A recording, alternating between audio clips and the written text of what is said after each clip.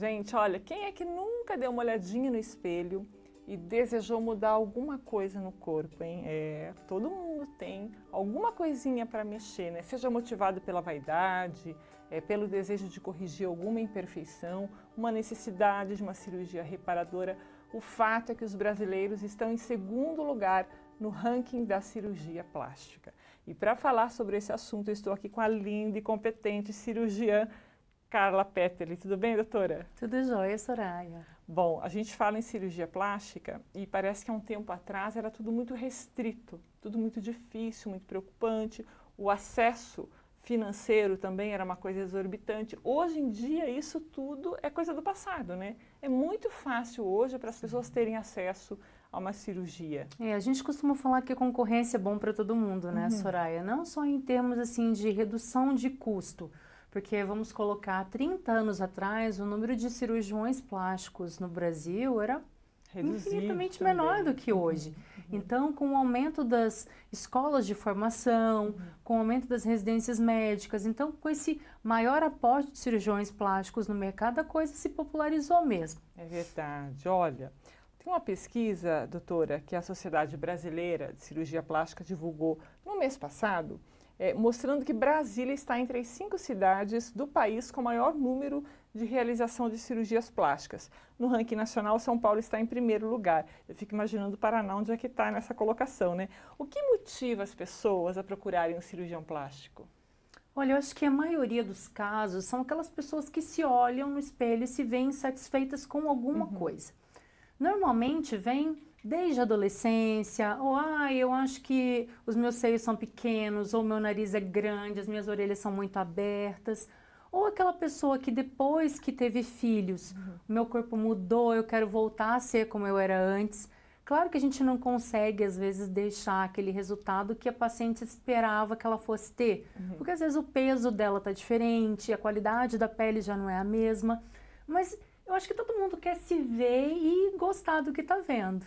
Tem esses fatores também, né? E pela tua experiência, assim, do dia a dia no consultório, qual que é a parte do corpo que as pessoas mais querem modificar? Olha, a cirurgia que a gente mais tem feito é cirurgia de mama para aumentar, mamoplastia de aumento com prótese. Mesmo?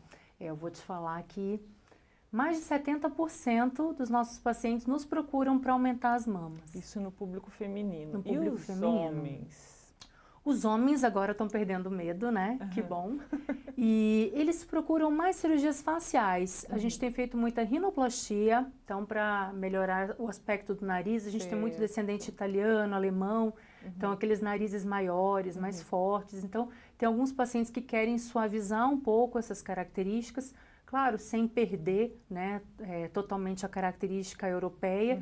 E pacientes que vão notando bolsas nos olhos, então cirurgia de pálpebras também é muito comum entre os homens. A papadinha, eles procuram bastante. Certo. Então é mais facial. Corporal, a gente faz bastante lipoaspiração, correção de ginecomastia, que são as mamas masculinas, mas é um público ainda mais restrito. O homem, ele ainda é um pouco mais conservador em relação à cirurgia corporal. Certo. Você estava falando das cirurgias de mama, né? Eu tenho informação aqui que as cirurgias estéticas correspondem a 66% do total de plásticas no país. Realmente bate com o que você falou. Sendo a lipoaspiração e o implante de silicone as mais frequentes. Esses números retratam a realidade que você vive no consultório. Mas e a recuperação dessas cirurgias? Tem alguma que demanda um tempo maior, um cuidado maior? Ou isso está bem relativizado hoje? Olha, a gente costuma falar que quanto maior a incisão, quanto maior for a cicatriz que esse paciente vai ter no pós-operatório, maiores são os cuidados que ele precisa ter também. Então, por exemplo, uma cirurgia de lipoaspiração, que os cortes são mínimos, são orifícios muito pequenininhos, 5 milímetros, apenas para a introdução da cânula, para aspirar a gordura. Tem pacientes que com 3, 4 dias estão trabalhando, que com uma semana estão voltando para a academia. Claro que existe todo um cuidado de fazer drenagem no pós-operatório, de usar cinta compressiva, Mas esses pacientes, em média, 7, 8 dias, eles estão nas suas atividades normais. Uma semana, olha Uma que beleza. semana. Porque eu lembro, algum tempo atrás, as pessoas diziam, vou fazer cirurgia plástica, mas eu tenho que me programar, pegar férias, porque tinha essa questão do trabalho, da rotina do trabalho. Quer dizer, isso hoje em dia já não é problema. Claro que tudo também depende da cirurgia que o paciente vai fazer. Isso é em relação à lipoaspiração. Por exemplo, uma cirurgia de mama redutora, que normalmente deixa cicatrizes, aquela cicatriz em T, invertido nas mamas, cicatrizes em volta das areolas. Dependendo do trabalho que essa pessoa faz, se ela pega peso, se é um trabalho que exige muita movimentação dos braços, ela precisa às vezes ficar realmente uns 30 dias afastada. Então tudo depende da atividade do paciente e do tamanho da cicatriz que foi deixada. Porque essa cicatriz, quanto mais tempo em repouso ela fica, melhor ela cicatriza. Quanto mais você movimenta os braços após uma cirurgia de mama, maior a chance dessa cicatriz alargar e não deixar um resultado legal.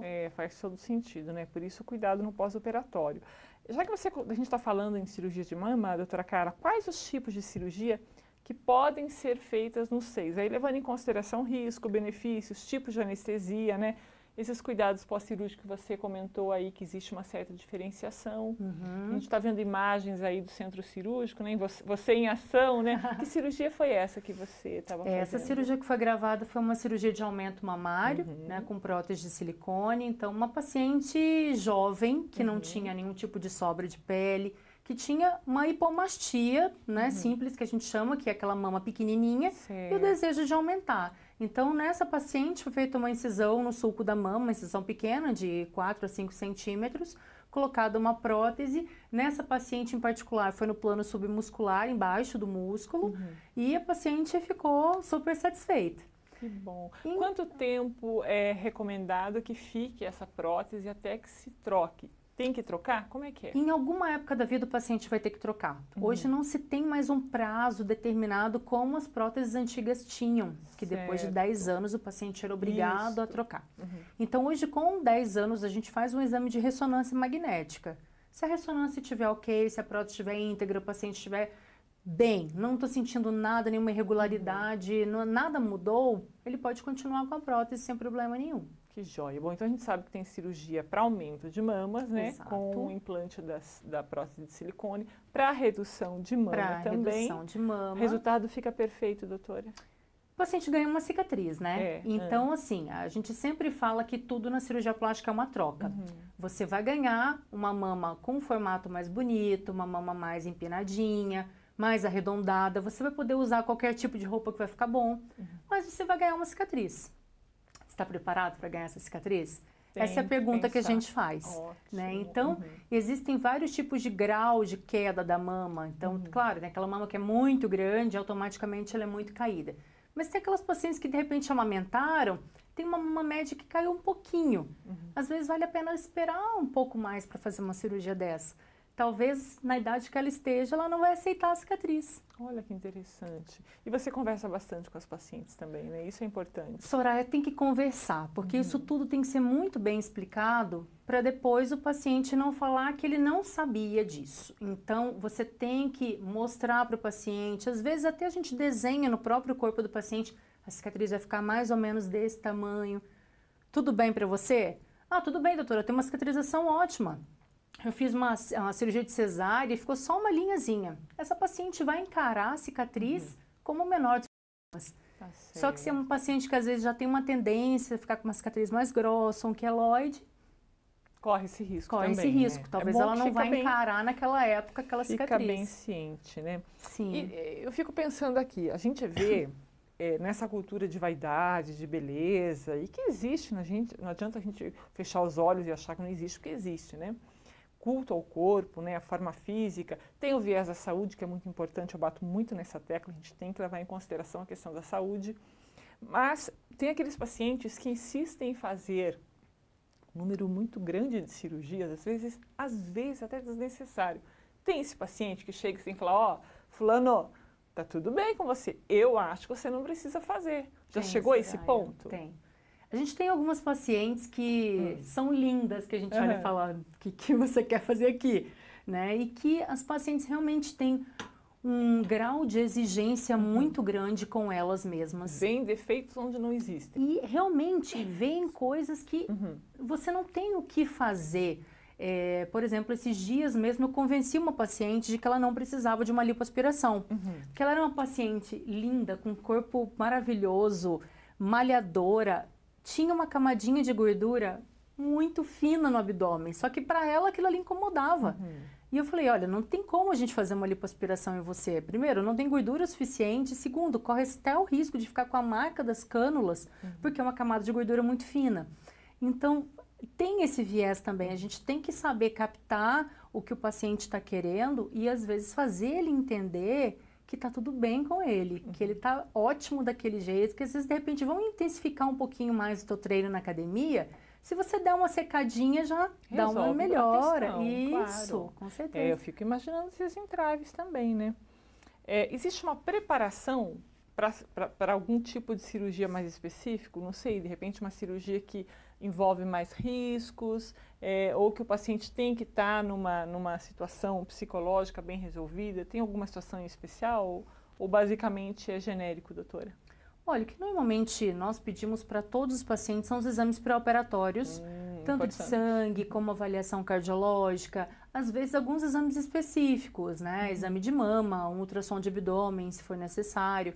Se esses pacientes, na hora de trazerem os exames, nota-se que ele está com alguma alteração, está com uma anemia leve ou com alguma deficiência de proteína, a gente tem que fazer esse tratamento antes da cirurgia, porque a cirurgia plástica e estética, ela tem que ser feita em condições excelentes. Então, o paciente tem que estar com a sua saúde perfeita para ser submetido a uma cirurgia estética, né? E, da mesma forma, aquele paciente que é fumante, tem muita cirurgia que vai ter que interromper o tabagismo antes da cirurgia.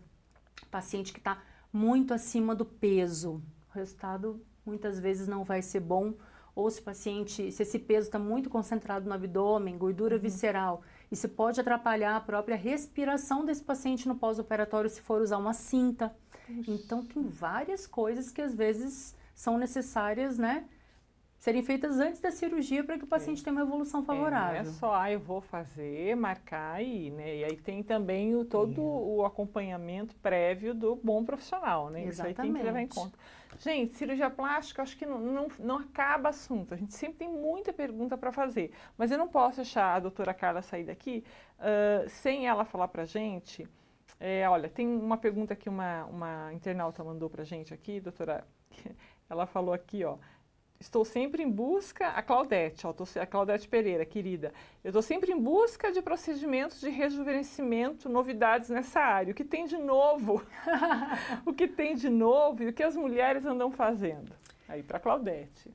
Oi, Claudete. Então, assim, realmente todo ano tem várias coisas novas, né? Então, a tendência mais atual está sendo o quê? Está sendo a prevenção, né? Mais do que você esperar igual antigamente. A maioria das pessoas esperava ter traços muito profundos ou ter sinais muito já avançados de envelhecimento do rosto para fazer uma cirurgia. E aí os resultados não eram tão bons. Então, a tendência hoje, a maior tendência em cirurgia que a gente tem visto tem sido dos mini liftings, que é uma cirurgia minimamente invasiva feita na face para tirar um pouquinho de pele, bem pouca, reposicionar a musculatura, ali por volta dos 40 anos. Já dá para ser feita, que aí a pessoa, ao invés dela esperar ter lá seus 50 e poucos para fazer, ela já faz um pouquinho com 40. E é tranquilo esse procedimento, super recuperação? Tranquilo. Olha, mulherada, fica uma de semana olho. O paciente está ótimo, está super bem, a cicatriz é bem pequenininha. Então, hoje o que eu vejo que os pacientes estão procurando mais é justamente isso, não esperar ficar com aquela face totalmente caída, envelhecida para poder fazer a cirurgia. Olha, faz que uma bacana. Cirurgiazinha pequenininha, faz um mini lifting com 40 anos, faz uma cirurgia de pálpebra, que esse paciente vai se manter muito bem até os 50 e poucos para poder fazer de novo, tirar mais um pouquinho de pele e fazendo pequenos procedimentos ao longo dos anos. Olha, gente, prevenir é o melhor remédio. Com E o certeza. Botox, as mulheres estão cada vez mais cedo sendo adeptas do Botox, né, Carla? Faz sentido Cada vez isso? mais cedo, faz super sentido. Hoje eu tenho pacientes ali a partir de 23, 24 anos que já estão fazendo Botox. Não é muito cedo? Na verdade, não. Se a É. paciente tem rugas dinâmicas, ou seja, se na hora que ela faz expressão facial a pele já começa a marcar, é a hora dessa paciente fazer, porque ela vai evitar dessas rugas se tornarem estáticas, ou seja, mesmo em repouso a ruga está lá. Porque depois da ruga estática, você não consegue mais tirar com o Botox. Então, hoje o Botox, como efeito preventivo, tem sido muito procurado. Que interessante. Olha aí, Dani, já vai pensando na flor da idade, tem que pensar no Botox também, viu?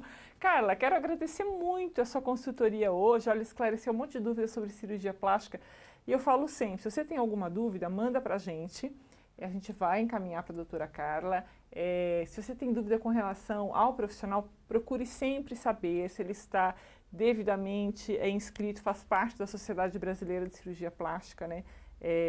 Todo tipo de procedimento tem que escolher muito bem o profissional. Referência, saber o que fez, ouvir pessoas que já fizeram, isso deixa o paciente mais tranquilo também. E a Carla é uma referência, a gente gosta de conversar porque realmente os resultados que a gente tem visto são muito bons. Obrigada mais uma vez, viu, Carla? Eu que agradeço a oportunidade de estar aqui novamente. E aí, o segredo para ficar sempre jovem e bonita, qual é? Malhar bastante? Você também vai bastante para academia, né? Eu vou, Soraya. Eu costumo falar assim, quem gosta de comer tem que se habituar a ir para academia todos os dias para gastar, né? Então, eu adoro comer, então exercício tem que fazer parte da vida. Tá certo. Olha, obrigada mais uma vez, excelente semana, tá? Obrigada para você também. Joia. A gente vai para o intervalo comercial, mas na volta tem novidades lindíssimas e dicas para o presente especial da mamãe. Tá chegando e a Lelena, lá da Lelena Home Design, pessoalmente nos deu dicas incríveis para você presentear a mulher mais importante da sua vida. Fica aí, a gente volta já já.